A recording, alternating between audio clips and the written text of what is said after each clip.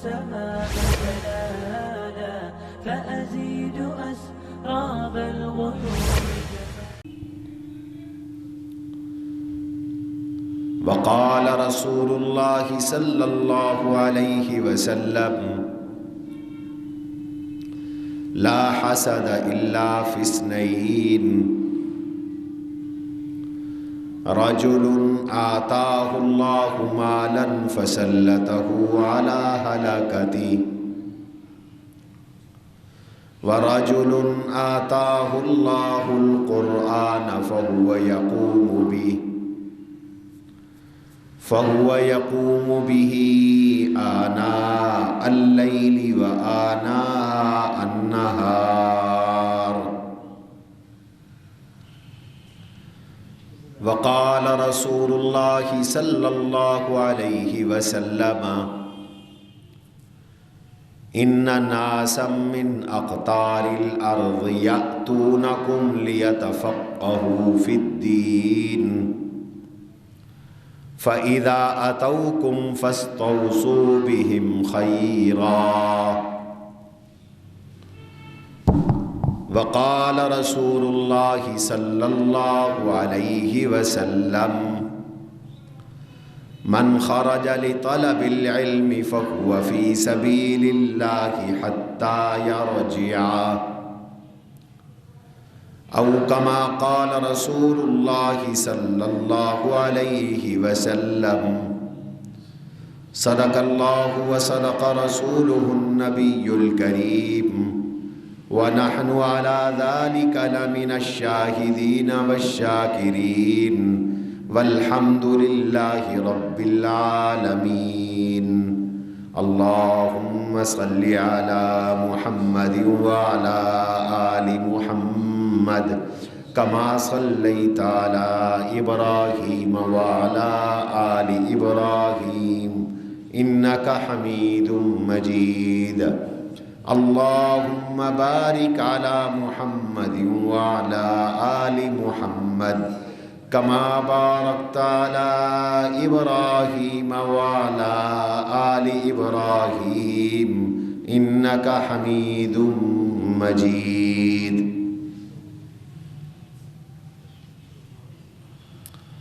گرامی قدر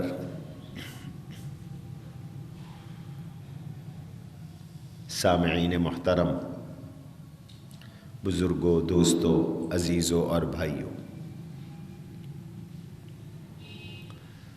آج ایک طویل عرصے کے بعد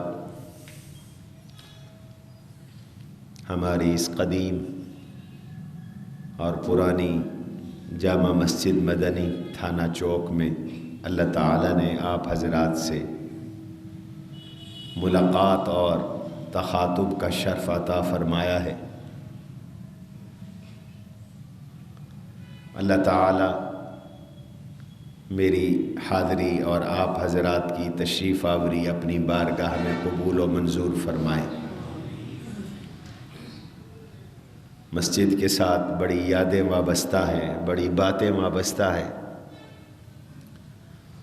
اور بڑی شخصیات جو اس مسجد کی خدمت گزار تھیں وہ دنیا سے رخصت ہو گئیں۔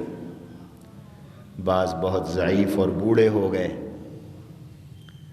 اللہ تبارک و تعالی اس مسجد کو قیامت تک آباد فرمائے، اور اس مسجد کے ابتدا سے لے کر قیامت تک کے خدمت کرنے والے، اس مسجد کی آبادی کا ذریعہ بننے والی شخصیات کے لیے صدقہ جاریہ فرمائے۔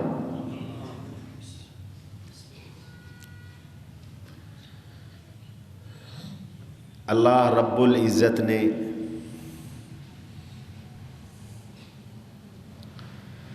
انسانیت کی ہدایت کے لیے آسمانوں سے قرآن اتارا، اور اس قرآن کو سمجھانے کے لیے اپنے حبیب صلی اللہ علیہ وسلم کو مبعوث فرمایا۔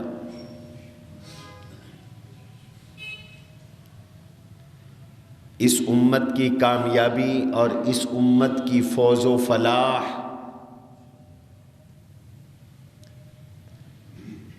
شروع سے لے کر اب تک اور اب سے لے کر قیامت تک اسی میں وابستہ ہے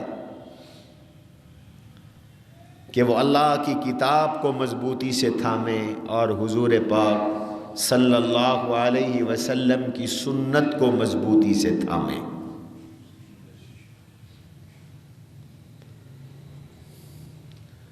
قرآن اجمال ہے، حدیث اس کی شرح ہے۔ قرآن امر ہے، حضور اس کی تعمیل ہیں۔ قرآن قاعدہ، ضابطہ، آئین اور دستور ہے۔ جناب رسول اللہ صلی اللہ علیہ وسلم اس آئین، قانون، دستور کی تشریح ہیں۔ قرآن کریم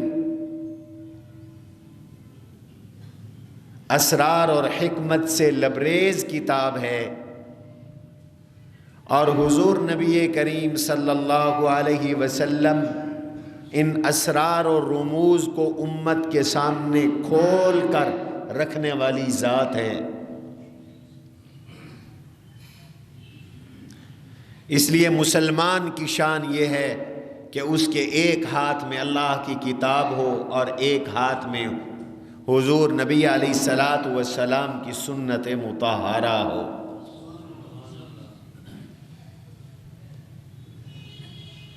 قرآن اور سنت ایک دوسرے کے ساتھ جڑے ہوئے ہیں، لازم اور ملزوم ہیں۔ قرآن حضور کی سنت کے بغیر، حضور کی حدیث کے بغیر سمجھ میں نہیں آ سکتا، اور حدیث کی حیثیت قرآن سے واضح ہوتی ہے۔ اس لیے آپ صلی اللہ علیہ وسلم جب دنیا سے رخصت ہو رہے تھے، آپ نے امت کو یہی نصیحت فرمائی، یہی وصیت فرمائی، ترکت فیکم امرین ما ان تمسکتہما لن تضلوا بعدی، میں تم میں دو چیزیں چھوڑ کے جا رہا ہوں، میں نے تمہیں دو چیزیں عطا کی ہیں، میں دو چیزیں تمہیں دے رہا ہوں، ما ان تمسکتم بہما، جب تک تم ان دونوں کو تھامے رکھو گے، جب تک تم ان دونوں کو مضبوط پکڑو گے، جب تک تمہارا ان دو چیزوں سے تعلق قائم رہے گا، جب تک تمہارا ان دو چیزوں سے تعلق مستحکم رہے گا، میرے بعد کوئی تمہیں گمراہ نہیں کر سکے گا، میرے بعد تم گمراہ نہیں ہو سکو گے، میرے بعد تم ناکام نہیں ہو سکو گے، میرے بعد تم نامراد نہیں ہو سکو گے، میرے بعد تم ذلیل اور رسوا نہیں ہو سکو گے، بشرطے کہ تم ان دو چیزوں کو مضبوطی سے تھام لو، ان کو سینے کے ساتھ لگا لو، اپنے آپ کو ان کے ساتھ جوڑ لو، اپنے آپ کو ان دو چیزوں سے وابستہ کر لو، تو گمراہی سے بچ جاؤ گے، گمراہی سے محفوظ رہو گے، تمہیں کوئی بھی گمراہ نہیں کر سکے گا۔ آقا وہ دو چیزیں کیا ہیں؟ فرمایا کتاب اللہ و سنتی، ایک اللہ کی کتاب ہے، قرآن ہے، اور دوسرا وہ سنتی، میری سنت ہے، میرا طریقہ ہے، میرا اسوہ ہے، میری وہ راہ ہے جس راہ پہ میں نے امت کو ڈالا ہے، جس راہ پہ میں نے امت کو چلایا ہے، جس راہ پہ میں نے صحابہ کو رکھا ہے، جس راہ کو میں نے اپنی امت کے لیے پسند کیا ہے۔ فرمایا یہ دو راستے، اپنے آپ کو انہی کے ساتھ جوڑ کے رکھنا، وابستہ رکھنا، اپنا تعلق انہی کے ساتھ رکھنا۔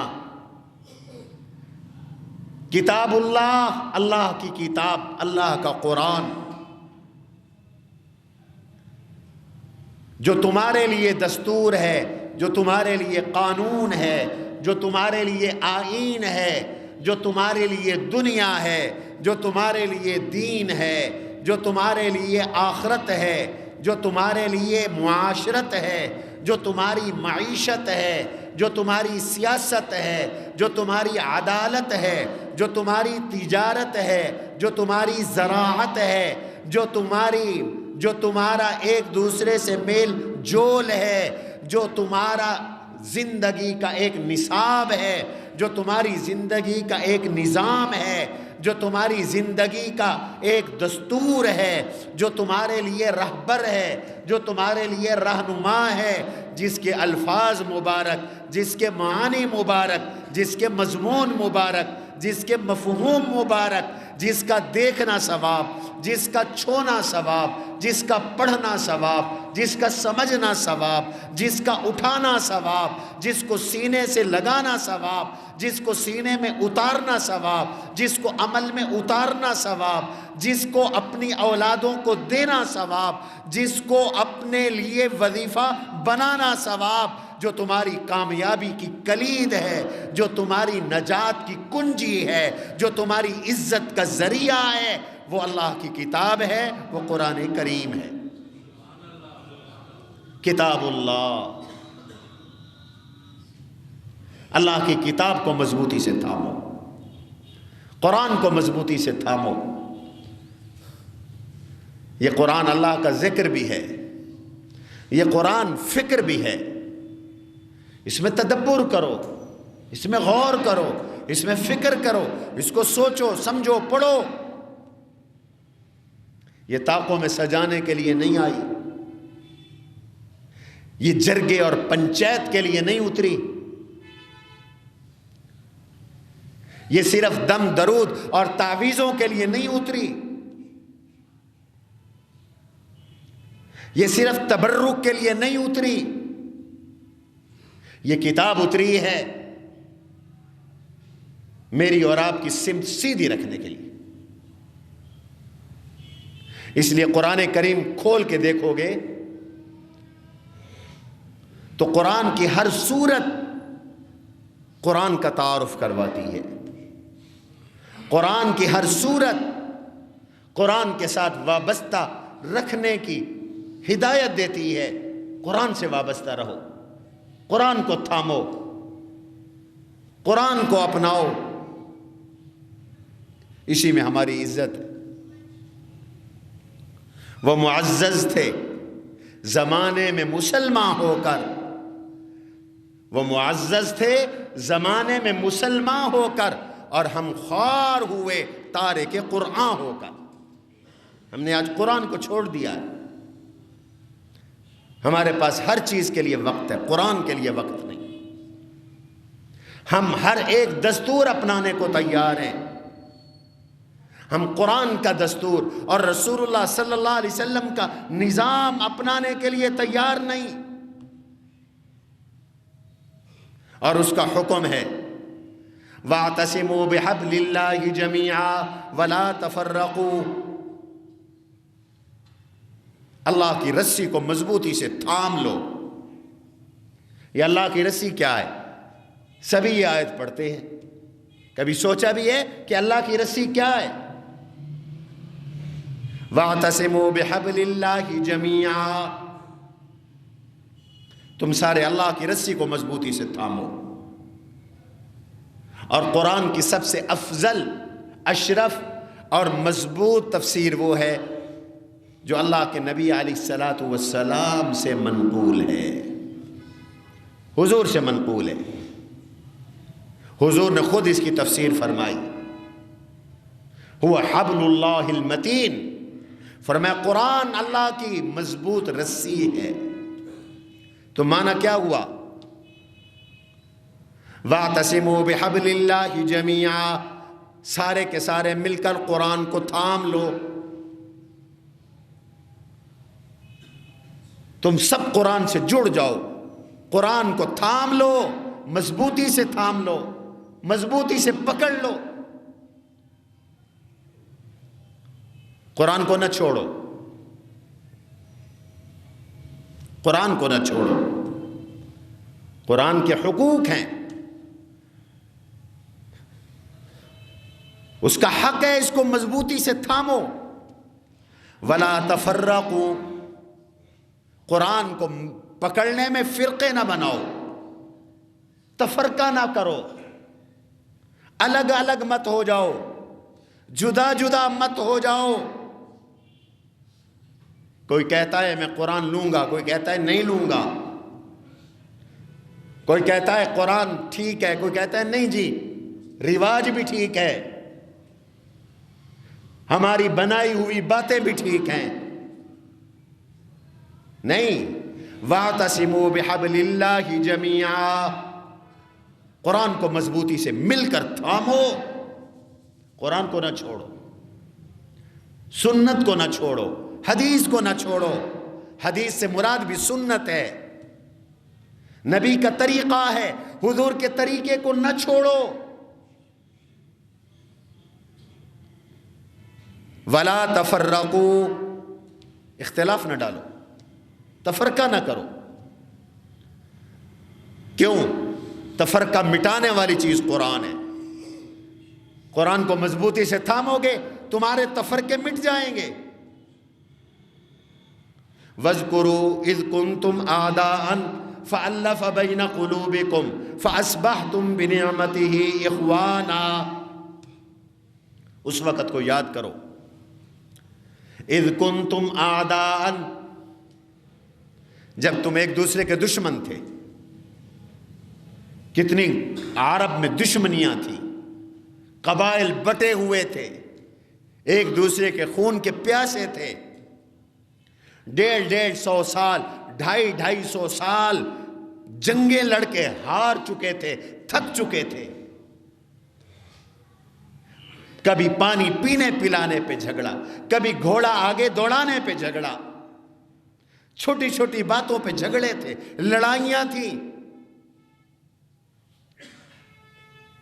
پھر قرآن اترا تو کیا ہوا؟ فَأَصْبَحْتُمْ بِنِعْمَتِهِ إِخْوَانًا، تم اللہ کی مہربانی سے پھر بھائی بھائی بن گئے۔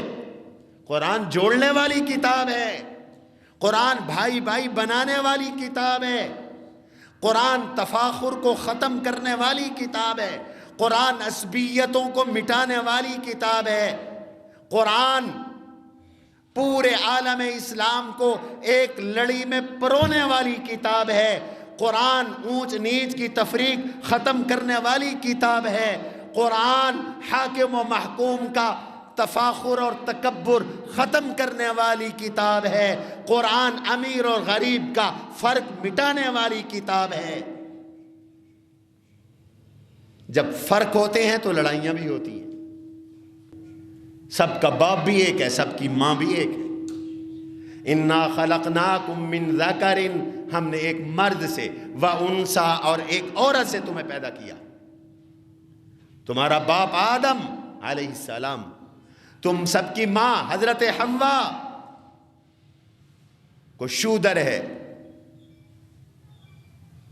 کوئی برہمن ہے، کوئی ہندو ہے، کوئی مسلمان ہے، کوئی عیسائی ہے، کوئی یہودی ہے، کوئی سکھ ہے، کوئی لبرل ہے، کوئی سیکولر ہے، کوئی دہریہ ہے، کوئی خدا کا منکر ہے، کوئی اربوں پتی ہے، کوئی کھربوں پتی ہے، کوئی سرمایہ دار ہے، کوئی جاگیردار ہے، کوئی فقیر ہے، کوئی غریب ہے، کوئی مزدور ہے، کوئی ملازم ہے، کوئی کالا ہے، کوئی گورا ہے، کوئی چٹا اور سفید ہے، کوئی گندم گونی رنگ کا ہے، کوئی عربی ہے، کوئی عجمی ہے، کوئی سید ہے، کوئی ہاشمی ہے، کوئی کھوکھر ہے، کوئی کٹانا ہے، کوئی ایک تو بتاؤ جو آدم کی اولاد نہ ہو، کوئی ایک تو بتاؤ جو حوا کی اولاد نہ ہو۔ تم سب آدم کی اولاد ہو، فخر کس بات کا؟ تکبر کس بات کا؟ بڑائی کس بات کی؟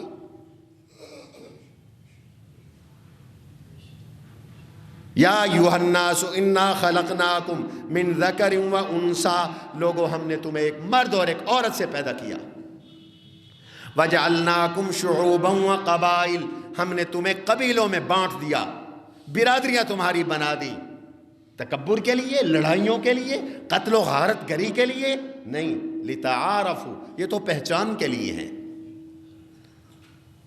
فرق کے لیے ہیں، پہچان کے لیے ہیں، ایک نام کا 500 آدمی ہے شجاع آباد میں، کیسے پتا چلے گا کہ یہاں کون سے آدمی کا نام لیا جا رہا ہے؟ تو پہچان کے لیے برادری کا نام لکھ دو، ولدیت لکھ دو، بس، اور کوئی مقصد نہیں۔ لتعارفوا۔ رہی بات عزت کی، تو پیسہ کوئی عزت کا معیار نہیں ہے، دولت کوئی عزت کا معیار نہیں ہے، حکومت کوئی عزت کا معیار نہیں ہے، منصب کوئی عزت کا معیار نہیں ہے، وزارت کوئی عزت کا معیار نہیں ہے۔ ان اکرمکم عند اللہ اتقاکم۔ قیامت میں نہ دولت ساتھ ہوگی، نہ وزارت ساتھ ہوگی، نہ منصب ساتھ ہوگا، نہ برادری ساتھ ہوگی، نہ کلر ساتھ دے گا۔ کیا چیز کام آئے گی؟ تقوی، اعمال۔ عزت اس کی ہے جو اللہ کی نظر میں پیارا ہے، عزت اس کی ہے جو اللہ کا فرما بردار ہے، عزت اس کی ہے جو اللہ کا مطیع ہے، عزت اس کی ہے جو اللہ کے نبی کا سچا غلام ہے اور حضور کی اطاعت کرتا ہے، اس کی عزت ہے۔ ان اکرمکم عند اللہ اتقاکم۔ قرآن نے فرق مٹا دیے اور اسی کی تفصیل حضور نے بیان کی۔ لوگ بھائی بھائی بن گئے، نمک پہ ملتا تھا جنہیں کافور کا دھوکا، وہ بن گئے دنیا کو اکسیر چلانے والے۔ عرب دنیا کی اجٹ قوم تھی، ان کو کہتے ہی امی ہیں۔ امی جس نے کچھ پڑھا نہ ہو، جیسے ماں کی پیٹ سے نکلا ہے ماں والا، جیسے بچہ ماں کے پیٹ سے نکلتا ہے وہ بے علم ہوتا ہے، ایسے عرب کے لوگ بھی بے علم تھے۔ نہ وہاں معیشت، نہ وہاں تجارت، نہ وہاں زراعت، نہ وہاں اس وقت معدنیات تھی، کچھ بھی نہیں تھا، وہاں کچھ بھی نہیں تھا۔ لیکن اس قرآن سے وابستہ ہوئے تو اللہ نے انہیں کتنی عزت دی، آخرت کی عزت بھی انہیں مل گئی، اور دنیا میں کیسر و کسرا، روم و ایران اور فارس اور پوری دنیا کے وہ فاتح بن گئے اس قرآن کی وجہ سے، نبی کے دین کی وجہ سے۔ شجاع آباد کے دوستو، آج دین بچانے کا وقت آ گیا ہے، اس لیے کہ پوری دنیا اس نے آپ کو بھکاری بنا دیا ہے، آپ کے ملک کو دنیا نے لوٹ کر اب آپ کو بھکاری بنا دیا ہے۔ آپ بھیک مانگتے ہیں، وہ شرطیں لگاتے ہیں، وہ کہتے ہیں اپنے نبی کی عزت کا قانون ختم کرو، آپ کے حکمران کہتے ہیں حاضر، وہ کہتے ہیں اس قرآن کو نکالو، آپ کا با اختیار طبقہ کہتا ہے حاضر، وہ کہتے ہیں حیا کے خلاف قانون بناؤ، یہ کہتے ہیں حاضر، وہ کہتے ہیں اگر امداد لینی ہے تو تمہیں لڑکیوں کو آگے، لڑکوں کو پیچھے لانا ہوگا، عورتوں کو ممبر بناؤ، وزیر بناؤ، مشیر بناؤ، میڈیا پہ لاؤ، فحاشی عریانی کو عام کرو، یہ کہتے ہیں حاضر۔ کر نہیں رہے، آپ دیکھ نہیں رہے۔ آج نئی شرطیں آپ پر لاگو ہیں، وہ کہتے ہیں مدرسوں کو مٹاؤ، یہ کہتے ہیں حاضر، وہ کہتے ہیں مذہب کے خلاف اقدام کرو، یہ کہتے ہیں حاضر۔ میری عمر کے جو لوگ بیٹھے ہیں میں ان سے سوال کرتا ہوں، آج سے 30 سال پہلے اور آج کا ماحول برابر ہے؟ اس وقت دین کی کتنی محبت تھی، اس وقت مسجدیں کتنی آباد تھیں، اس وقت آپ کا مدارس کی طرف کتنا دھیان تھا، کتنا رخ تھا، اس وقت بچیوں کے سروں پر، کتنی بچیوں کے سروں پر چادریں، دوپٹے اور برقعے تھے، آج کتنوں کے سروں پر ہیں؟ آپ اس وقت کی تصویریں اٹھائیں جب پاکستان بنا تھا، تصویریں ملتی ہیں، ایک آدمی ننگے سر نظر نہیں آتا۔ جو لوگ ہجرت کر کے پاکستان آئے تھے، ایک آدمی، عورت تو بے پردہ دور کی بات ہے، کوئی مرد ننگے سر نظر نہیں آتا ان تصویروں میں۔ آپ تصویریں دیکھ لیں۔ آج ٹوپی پہننا جرم بن گیا ہے، داڑھی رکھنا جرم بن گیا ہے، میری بیٹی کا پردہ کرنا جرم بن گیا ہے، میڈیا پہ مذاق اڑایا جاتا ہے، قوم کو قرآن سے ہٹایا جا رہا ہے۔ آج میں پڑھ رہا تھا، آپ کے وزیر داخلہ سے عیسائیوں نے ملاقات کی، انہوں نے کہا کہ بائبل کے خلاف ملک میں کوئی قانون نہیں بننا چاہیے۔ آپ کے وزیر داخلہ نے انہیں یقین دہانی کرائی کہ بائبل کے خلاف کوئی قانون نہیں بنے گا، قرآن کے خلاف بنیں گے، بن رہے ہیں، دین کے خلاف قانون بنیں گے، بن چکے ہیں، بن رہے ہیں۔ کوئی ایک قانون ہے دین کے خلاف۔ 18 سال سے کم عمر لڑکے لڑکی کی شادی جرم بن گیا، سزا ہے۔ امی عائشہ کی شادی تو 9 سال کی عمر میں ہوئی تھی، نکاح 6 سال کی عمر میں ہوا تھا، گھریلو تشدد بل منظور ہوا ہے۔ اس کی روح سے کوئی باپ اپنی بیٹی کو سخت جملہ نہیں کہہ سکتا کہ بیٹی یہ نہ کرو۔ کوئی شوہر اپنی بیوی سے نہیں پوچھ سکتا کہ وہ رات کو کہاں سوئی ہے، کہاں گئی تھی۔ میرا نبی تو کہتا ہے اولاد کی تربیت کرو، ان سے اپنا ڈنڈا نہ ہٹاؤ۔ بچہ نماز نہ پڑھے 10 سال کا ہو جائے اس کی پٹائی لگاؤ۔ میرا نبی تو یہ کہتا ہے، دین تو یہ کہتا ہے۔ آج امت سے دین مٹایا جا رہا ہے، حکومت کے ڈنڈے کے زور پر، میڈیا کے پروپیگنڈے کے زور پر، این جی اوز کی دولت کے زور پر، غیر ملکی فنڈنگ کے زور پر، عدالتوں کے زور پر۔ میں بڑی جرات کے ساتھ بات کر رہا ہوں۔ آج تو لوگ اس موضوع پہ بولتے ہوئے بھی ڈرتے ہیں، اس لیے کہ جو زبان بولتی ہے وہ بھی گم ہو جاتی ہے۔ آپ اپنی نسلوں کی اور اپنے دین کی اور ایمان کی فکر کریں، اور دین زندہ رہے گا قرآن کے ساتھ، دین زندہ رہے گا نبی کی سنت کے ساتھ، نبی کے فرمان کے ساتھ۔ اللہ کے قرآن کو مضبوطی سے تھامو، اللہ کے نبی کی سنت کو مضبوطی سے تھامو، دین کو اگلی نسلوں میں منتقل کرو۔ میں یہی تمہیں کہنے آیا ہوں۔ دادا شب بیدار اور تہجد گزار تھا، آج پودا مرتد بن رہا ہے۔ اولادوں کی فکر کرو۔ ہم سے صرف یہ نہیں پوچھا جائے گا کہ ہم دین پر چلے تھے کہ نہیں، ہم سے یہ بھی پوچھا جائے گا اولاد کو دین پہ چلایا تھا کہ نہیں۔ قرآن کہتا ہے یا ایھا الذین آمنوا قوا انفسکم واہلیکم نارا، ایمان والو اپنے آپ کو بھی دوزخ سے بچاؤ، اپنے بچوں اور بیوی کو بھی دوزخ سے بچاؤ۔ اولاد کی فکر کرو، اپنی بیوی اور اپنے بچوں کو بھی اپنے بچوں کو بھی آگ سے بچاؤ۔ وقودھا الناس والحجارہ، اس آگ سے بچاؤ جس کا ایندھن لوگ بھی ہوں گے، پتھر بھی ہوں گے۔ علیہا ملائکۃ غلاظ شداد لا یعصون اللہ ما امرہم ویفعلون ما یؤمرون، فرشتوں جیسی طاقتور مخلوق اس جہنم اور دوزخ پر اللہ نے مقرر کر دیا۔ وہ دروغے ہیں جہنم کے۔ علیہا 19 جہنم کے 19 دروغے ہیں، 19 دروغے،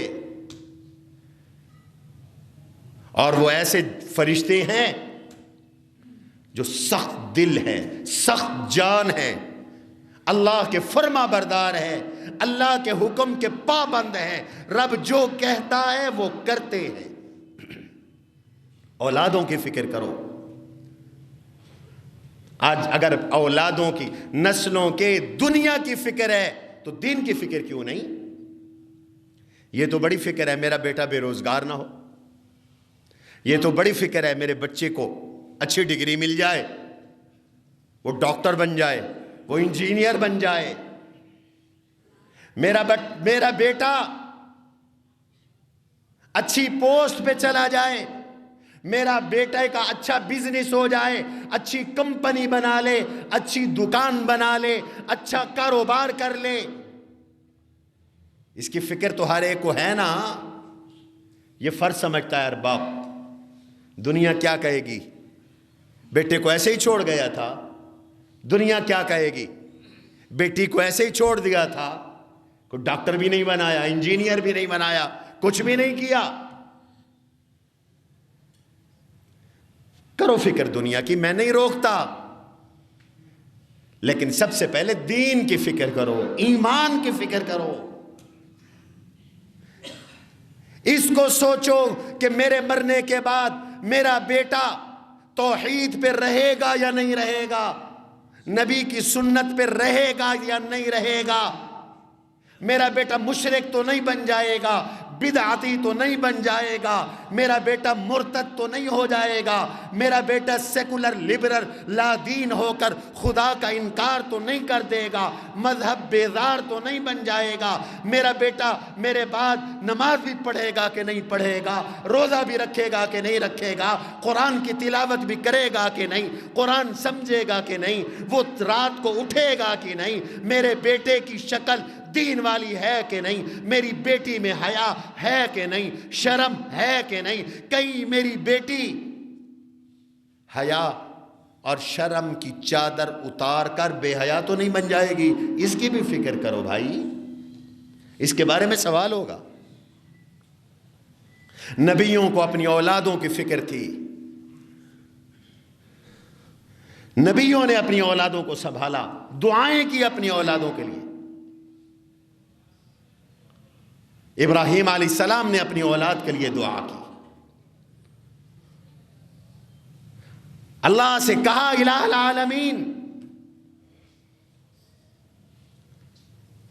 میری ذریت اور میری اولاد ان کو تو بنا دے۔ اللہ نے فرمایا بالکل ٹھیک ہے، لیکن لا ینال عہد الظالمین، آپ کی اولاد میں سے جو کافر مشرک ہوں گے، ظالم ہوں گے، میرا وعدہ ان کے لیے نہیں ہے۔ یعقوب علیہ السلام کی موت کا وقت آیا، اپنی ساری اولاد کو جمع کیا۔ ام کنتم شہداء اذ حضر یعقوب الموت، قرآن کہتا ہے، پہلا پارہ ہے، بقرہ ہے، تم اس وقت موجود تھے جب یعقوب علیہ السلام کی موت کا وقت آیا۔ اذ قال لبنیہ ما تعبدون من بعدی، اپنے بیٹوں کو، پوتوں کو، پوتیوں کو، نواسوں کو، نواسیوں کو، بیٹوں کو، بیٹیوں کو، سب کا مجمع جمع کر کے پوچھا،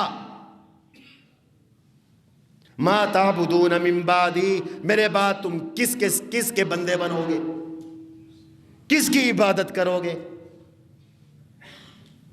ما تعبدون من بعدی قالوا نعبد الہک و الہ آبائک، اولاد نے کہا ابا جان، دادا جان، آپ نے ہماری خوب تربیت کی، وعدہ کرتے ہیں اللہ کے فرما بردار رہیں گے، اللہ کے عبادت گزار رہیں گے، اللہ کے شکر گزار رہیں گے، توحید خداوندی پر رہیں گے، اللہ کے احکام پر رہیں گے، اللہ کے کسی حکم کو ترک نہیں کریں گے، خدا کے کسی حکم کا انکار نہیں کریں گے، اللہ کے حکم کو نہیں چھوڑیں گے، اس معبود کی عبادت کریں گے۔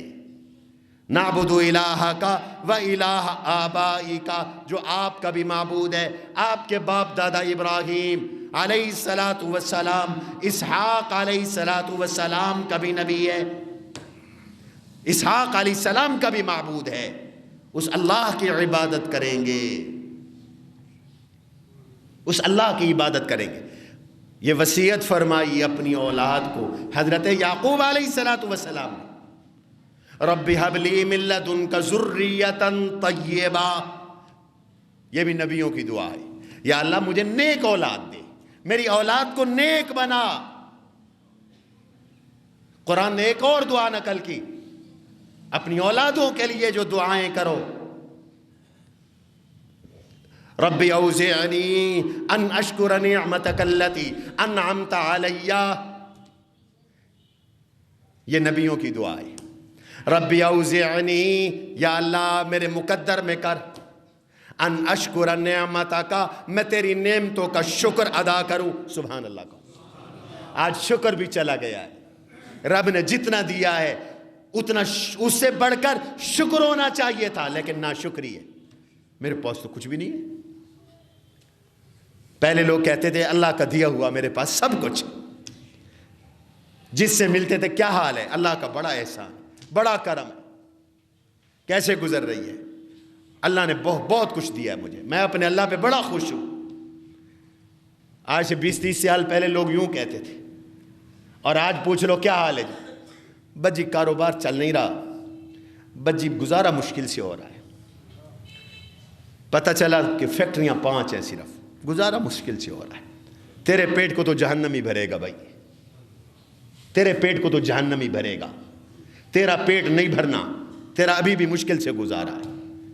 مشکل سے گزارا تو ہوگا جب تیرا کاروبار سودی ہوگا، مشکل سے گزارا تو ہوگا جب تو زکوٰۃ نہیں دے گا، مشکل سے گزارا تو ہوگا کہ جب کوئی غریب مانگنے آئے گا تو تیرے ماتھے پہ تریوڑی چڑھ جائے گی۔ تیرا گزارا مشکل تو ہوگا جب کوئی مدرسے والا آئے گا تو تیرا منہ کمبھاروں جیسا ہو جائے گا، مشکل تو ہوگی۔ رب کو راضی کرو، کوئی مشکل نہیں۔ اللہ مجھے نیک اولاد عطا فرما، رب اوزعنی ان اشکر نعمتک، اے میرا اللہ میرے نصیب میں کر میں تیرا شکر ادا کروں، تیرا شکر ادا کروں، ہر لمحہ اللہ کا شکر ادا کرو۔ خدا کی قسم ولی بن جاؤ گی، نعمتوں میں بھی اضافہ ہوگا۔ وقت نہیں میں اس شکر پر بات کروں۔ اپنے سے نیچے والے کو دیکھا کرو دنیا میں، اپنے سے اوپر والے کو نہ دیکھا کرو۔ تیری اگر 5 لاکھ کی سیل ہوتی ہے تو اس کو نہ دیکھ، جس کی 10 لاکھ کی سیل ہو رہی ہے اس کو دیکھ، جو بیچارہ چھابڑی والا روزانہ 500 گھر لے جاتا ہے، اس کو دیکھ، پھر کرے گا تو شکر۔ وہ بھی تو تیرا بھائی ہے، وہ بھی تو تیرا برادری کا ہے، وہ بھی تو تیرا پڑوسی ہے۔ رب تجھے بھی وہاں چھابڑے والی کی جگہ بٹھا سکتا تھا، تجھے تختے پہ بٹھایا، تجھے تخت پہ بٹھایا، تجھے دکان پہ بٹھایا، تجھے فیکٹری پہ بٹھایا، تجھے کمپنی کا مالک بنایا، تجھے ایجنسیاں دلوائیں، اور جو ریڑھی والا تیری برادری کا کھڑا ہے وہ بھی تو بھی ایک دادے کی اولاد ہو، اس کو دیکھا کر، پھر شکر ادا ہوگا۔ شیخ سعدی کہتے ہیں کہ شیراز میں تھا میں، شیراز ایران کا شہر ہے، جون کی گرمی تھی، تپتی زمین تھی، میرا جوتا نہیں تھا، میں دل میں بڑا ناراض تھا، میرا جوتا نہیں ہے۔ اچانک میری نظر پڑی، ایک آدمی زمین پہ گھسیٹتا ہوا جا رہا ہے، اس کے پاؤں ہی نہیں ہیں۔ میں نے کہا ربا تیرا شکر ہے، تو نے مجھے پاؤں تو عطا کیے ہیں، کبھی تو جوتا مل جائے گا۔ ربی اوزعنی ان اشکورا، کھانا بھی کھاؤ تو شکر ادا کرو، شکر ہے تیرا یا اللہ کھانا نصیب ہو گیا۔ صبح سلامتی کے ساتھ اٹھو تو شکر ادا کرو، یا اللہ تیرا شکر ہے رات خیریت سے گزر گئی، کوئی چوری نہیں ہوئی، کوئی ڈکیٹی نہیں ہوئی، کوئی بیماری نہیں آئی، کوئی آفت نہیں آئی، کوئی پریشانی نہیں آئی، یا اللہ یہ تیرا شکر ہے، شکر ادا کر۔ اور حضور دعا فرماتے تھے صبح، میں نے ایک کتاب لکھی ہے چھوٹی سی صبح شام کی دعاؤں پر، وہ سارے خرید کر پڑھا کرو، اس میں یہ دعا ہے، اللہم ما اصبح بی من نعمت او بعہد من خلقک فمنک وحدک لا شریک لک فلک الحمد ولک الشکر۔ حضور نے یہ دعا مانگی، یا اللہ آج میں نے جو صبح کی تو جو تیری نعمتیں مجھے پہنچی یا جس کو بھی پہنچی تیری طرف سے پہنچی، تیرا کوئی شریک نہیں، یا اللہ میں تیری حمد کرتا ہوں، یا اللہ میں تیرا شکر ادا کرتا ہوں، فلک الحمد ولک الشکر۔ فرمایا جس نے 3 بار صبح یہ دعا پڑھ لی اور 3 بار شام یہ دعا پڑھ لی، اس نے اللہ کی ساری نعمتوں کا شکر ادا کر دیا، شکر ادا کر دیا۔ خدا کی قسم صحت کی قدر جاننی ہے تو ہسپتالوں میں بیماروں کو جا کے دیکھا کرو کیسے تڑپ رہے ہیں. دور نہیں جا سکتے ہمارے جامعہ میں آ جایا کرو. ہم نے ڈائلیسس سینٹر بنایا ہے. لوگوں کو پیشاب نہیں آتا, پانی بھی مشین سے نکال رہے ہوتے ہیں. یہ ڈائلیسس کے ذریعے پانی نکال رہے ہوتے ہیں. کبھی سوچا ہے ایسے پیشاب کی دھار ڈال کر اٹھ کے چلے آئے. بعض نالائق تو استنجا بھی نہیں کرتے, نالیوں پہ بیٹھے ہوتے ہیں. حضور نے فرمایا ہے استنجا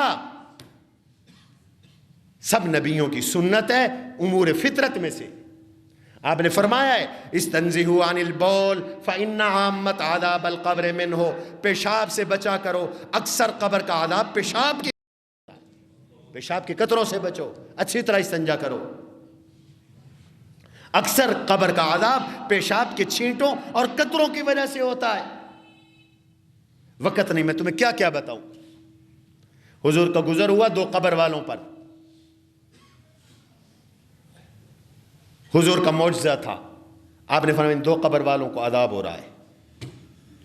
وما يعذبان فی کبیر, کسی ایسے بڑے گناہ کی وجہ سے عذاب نہیں ہو رہا جو تمہاری نظر میں بہت بڑا ہو.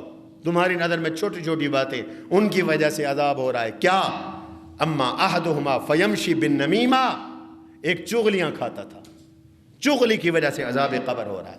اس کی سنی اس کو لگائی, اس کی سنی اس کو لگائی, لڑوا کے رکھ دیا. یہ بعض بہشتیاں دی عادت ہو دی ہے بلا تھی میں نے, لڑائیاں کروانا, فساد کروانا, جھگڑے کروانا, چغلیاں کھانا.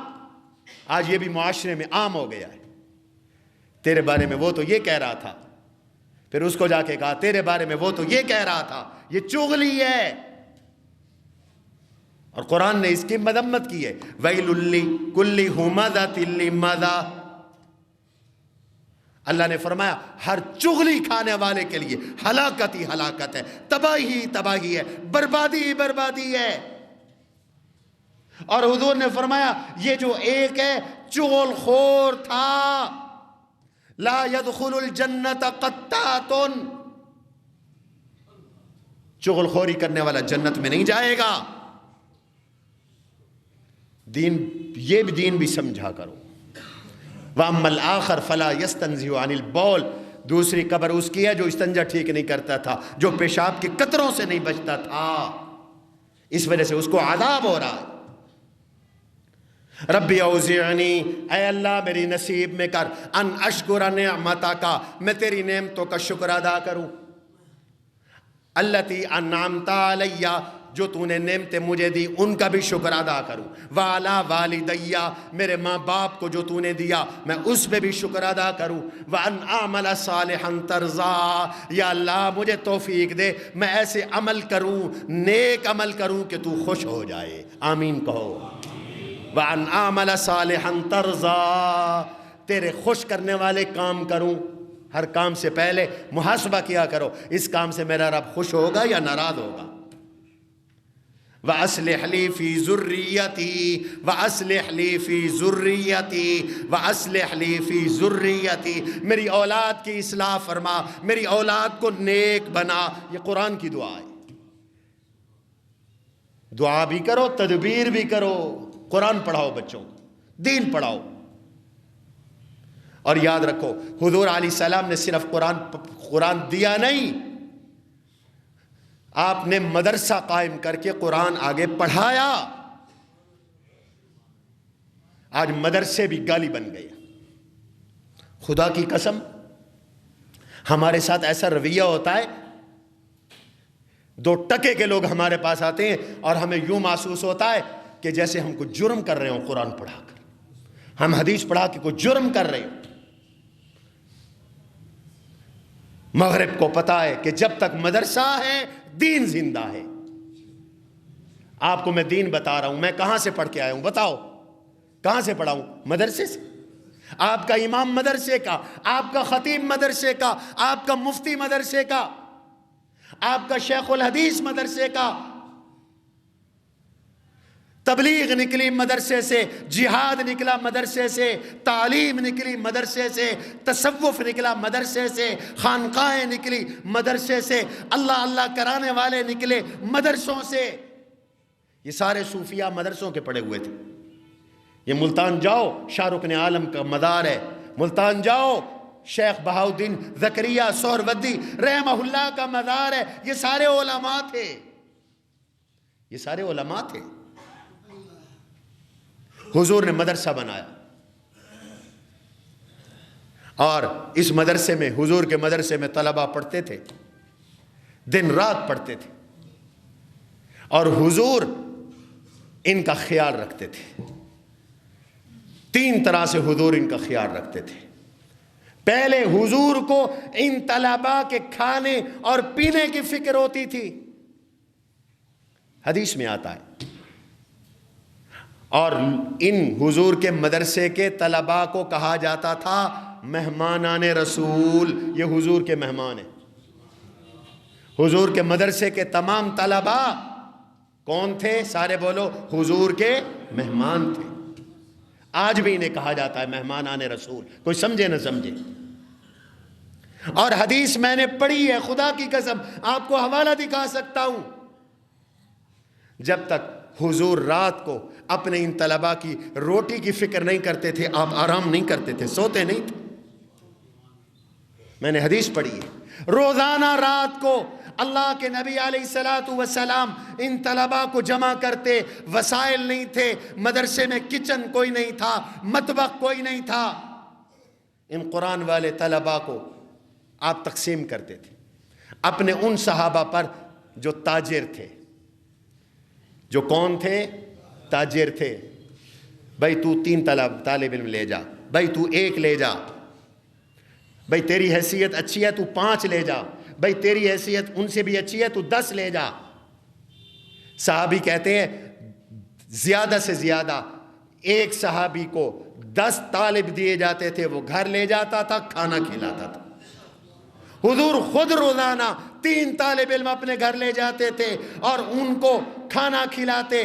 کہتے عائشہ، حفصہ، کھانا لاؤ، میرے مہمان ہیں، میں نے ان کو کھانا کھلانا ہے۔ یہ حضور کی سنت ہے، حضور کا طریقہ ہے۔ ایک سعد بن ابی وقاص حضور کے صحابی ایسے تھے جن کو اللہ نے بڑا دل دیا تھا، وہ ہر رات 70 طلباء کو روٹی کھلاتے تھے۔ سبحان اللہ کا، 70 طلباء کو کھانا کھلاتے تھے۔ یہ حدیث میں آتا ہے۔ اور 2 مزے کی باتیں بتاؤں آپ کو، وقت ختم ہو رہا ہے۔ بڑی کمال کی بات ہے۔ حضرت حسن پیدا ہوئے، سیدہ فاطمہ نے پوچھا ابو جان کیا کروں؟ فرمایا 7ویں دن سر کے بال اترواؤ، چاندی کے برابر وزن کرو، اور یہ چاندی میرے مدرسے کے صفا کے طلباء کو دے دو۔ سبحان اللہ کہو۔ اور حوالہ، سیدہ فاطمہ کے 2 چھوٹے چھوٹے بچے تھے، حضور کی لخت جگر۔ حضرت فاطمہ کے 2 چھوٹے چھوٹے بچے تھے، حسن اور حسین رضی اللہ تعالی عنہما۔ حدیث میں آتا ہے گھر کا کام خود کرنا پڑتا تھا۔ میری بی بی فاطمہ چکی بھی چلاتی تھی، قرآن بھی پڑھتی تھی، بچوں کو بھی اٹھاتی تھی۔ سبحان اللہ کہو۔ ہاتھ سے چکی چلاتی تھی، گٹھلیاں پیستی تھی، جو پیستی تھی۔ غنیمت میں غلام اور باندیاں آ گئیں۔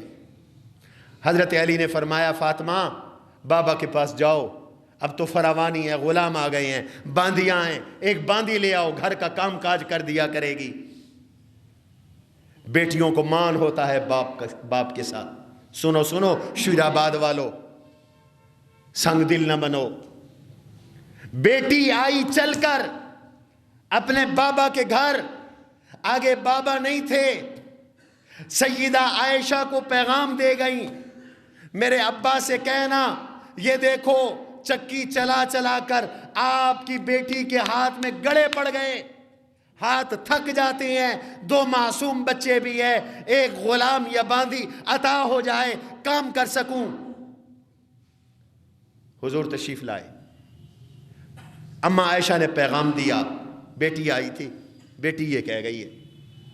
حضور اٹھ کر بیٹی کے گھر چلے گئے، خود تشریف لے گئے، جا کے فرمایا بی بی بیٹی فاطمہ تمہارا تقاضا غلام کا ہے، ایک طرف مجھے تمہاری تکلیف نظر آتی ہے، دوسری طرف مجھے صفہ کے مسکین غریب بھوکے طلبہ نظر آتے ہیں، اللہ کی قسم وہ طلبہ بھوک سے بل بلا رہے ہوں اور میں تمہیں غلام اور باندھی اپنی بیٹی کو دے دوں، یہ نہیں ہوگا، میں ان کو بیچوں گا اور ان کو بیچ کر ان کے پیسوں سے اپنے ان طلبہ کو کھانا کھلاؤں گا۔